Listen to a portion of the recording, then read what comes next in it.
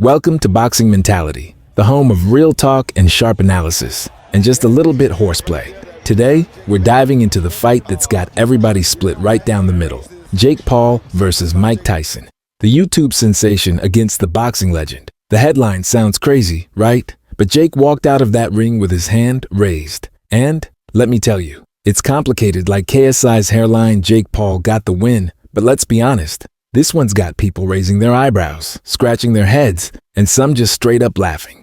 Was this just a money scheme? Stick around, because by the end of this video, you'll know exactly why this fight matters, or doesn't, for the future of boxing.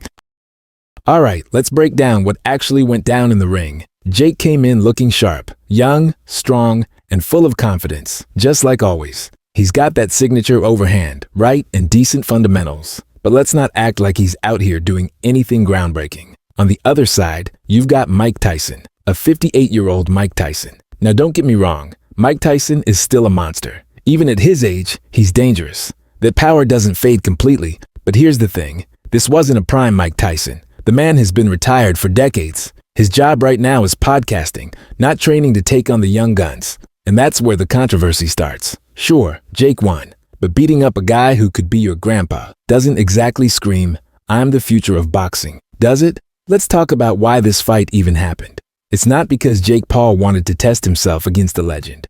It's because fights like these sell Logan Paul's crypto scams. Jake Paul is a marketing genius, whether you like him or not. He knows how to get people talking. And what better way to do that than to step into the ring with one of the most iconic figures in boxing history? But Mike Tyson didn't agree to this fight just for fun either. He's been vocal about using boxing to stay active and promote his cannabis business. For him, this fight wasn't about proving he still got it. It was about staying relevant and cashing in. So, on one hand, you've got Jake Paul chasing clout.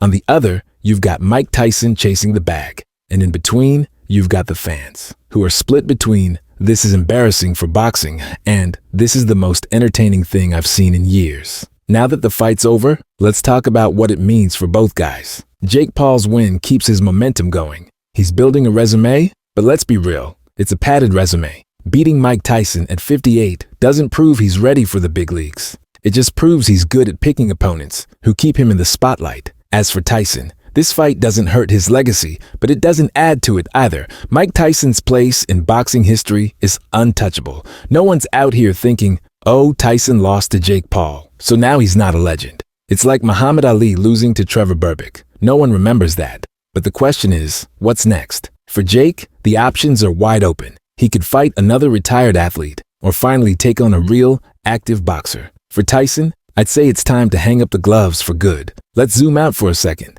This fight isn't just about Jake Paul and Mike Tyson. It's about boxing as a whole. The fact that this fight even happened tells you a lot about where boxing is right now. The sport isn't dying, but it's struggling to create stars who can sell fights without gimmicks. Jake Paul didn't ruin boxing. Boxing ruined itself by letting spectacle outweigh skill. And that's why these celebrity fights are taking over. People aren't tuning in for the best fighters. They're tuning in for the drama. They want stories, rivalries, and personalities, even if it means watching a YouTuber take on a retired legend. So, what can we take away from this? First, if you're a hardcore boxing fan, don't waste your energy hating on Jake Paul. He's playing a game, and he's playing it well. Instead, support the fighters who are out there grinding for real. Guys like Shakur Stevenson, Devin Haney, and Naoya Inoue. Second, if you're just here for the entertainment, that's fine too. Boxing has always been part sport, part showbiz. Just don't confuse fights like this with the real thing. At the end of the day, Jake Paul versus Mike Tyson was a spectacle, not a statement. It was entertaining, sure,